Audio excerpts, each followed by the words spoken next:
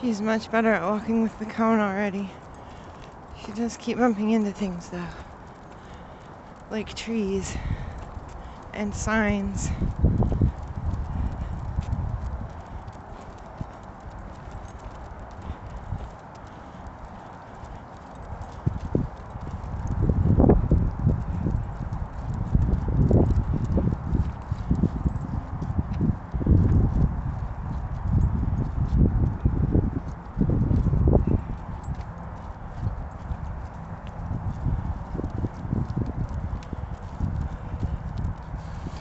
I remember today when I was putting Bandit's backpack on, he just carries weight in it because it helps burn off some of his energy and it makes him calmer.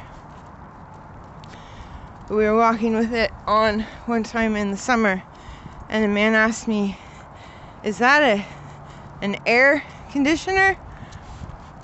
And I was like, "What? Is my dog carrying an air conditioner? What?"